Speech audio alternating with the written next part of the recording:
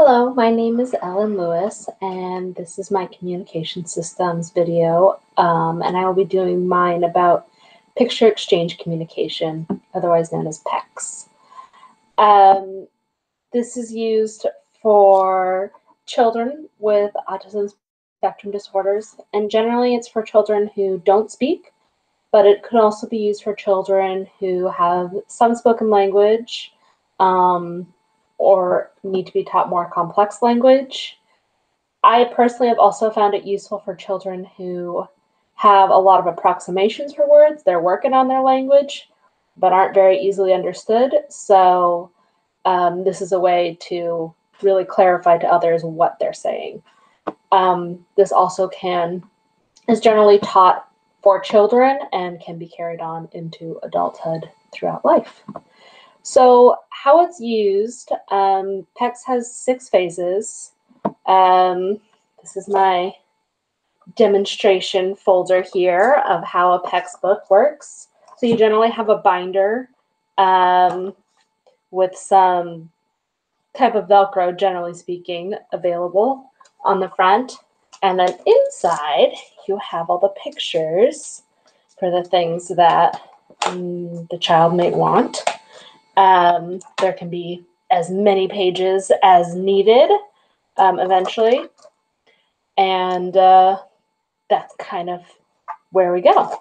Our first phase for PECS is just teaching this communicative exchange. So you just start with, let's say the apple. And we start with that one picture on the front of the binder. And we'll prompt the child we'll have our apples in front of us. We'll prompt the child to give their communicative partner the picture of the apple. Communicative partner will take that picture. Awesome, thanks for asking. Give the child a piece of apple. So it's teaching the child how you give me this picture of an item, you get whatever that item is. So could do apple, maybe do something a little more motivating like M&Ms. Edibles can be great for this at first. They're often highly motivating for kids, and you can give small pieces short. You want to keep those trials short and then move on, try it again, work for their independence for them. You're working for them to think, ooh, I want M&Ms. Grab the picture, give it to you. You give them the M&Ms. So that's our phase 1. Phase 2 is teaching persistence. I've also heard this called distance and persistence. And that's where you're working on the child gaining their communicative partner's attention. And I've also seen this phase used to work on, the binder's not always going to be right in front of them. Ideally, the binder's kept in a specific place. So say, for example, the binder's kept up here. The kid's over here playing. They think, oh, I want M&Ms. They can go to the binder.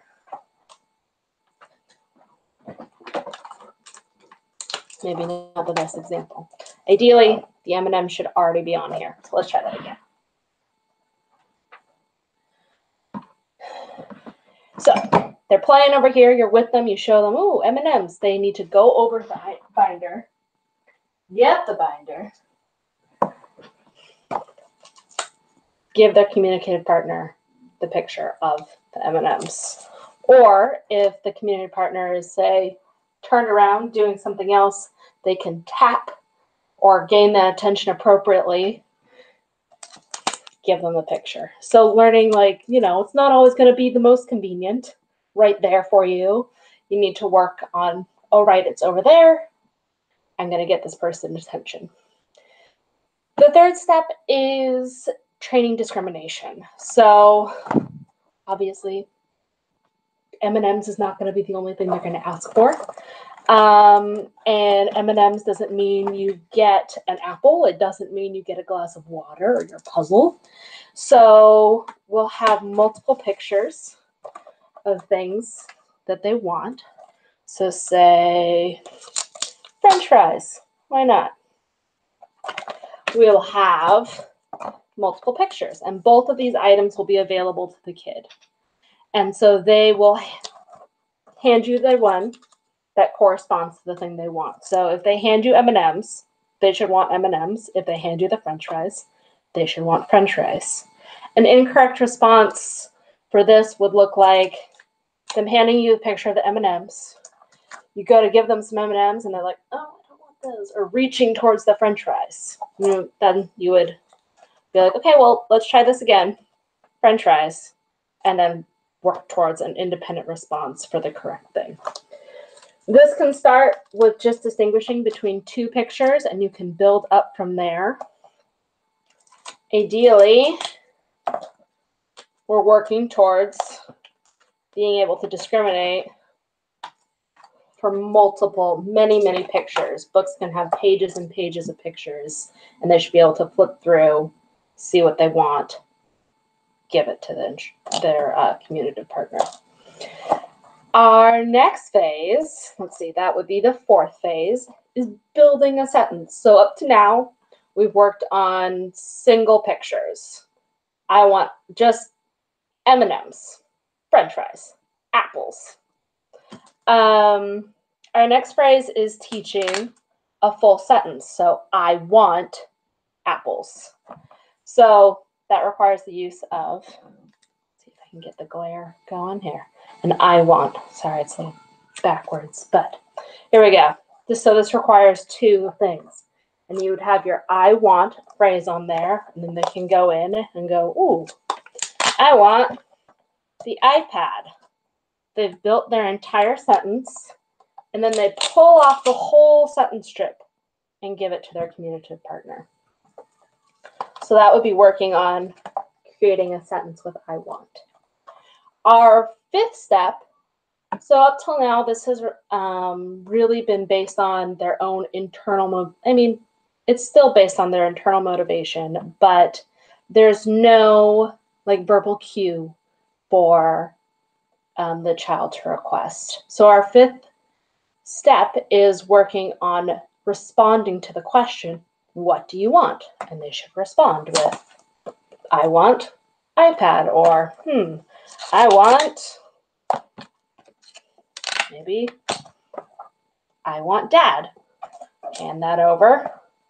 I want dad. So that's our fifth step there. Our last step is to teach additional sentences, additional sentence starters. So for example, we were just working on I want for now, but maybe now we're working on, we can work and expand to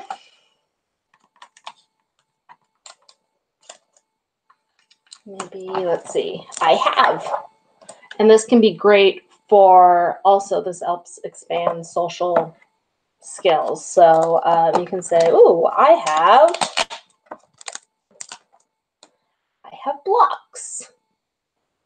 And then you're working on more commenting on things instead of just saying your wants. And this can eventually lead to like conversations and stuff like that. So that's our 6 phases, our 6 steps for PECS. And that's pretty much how it works. I've definitely used this several times with many of my clients. And it's amazing to see them be like, oh, this is what I want. Because it's a huge difference between throwing a tantrum because you can't communicate what you need and being able to clearly state or clearly communicate what you want with a picture that's very easily understood by all. Anyhow, I hope that was helpful, and thank you for watching.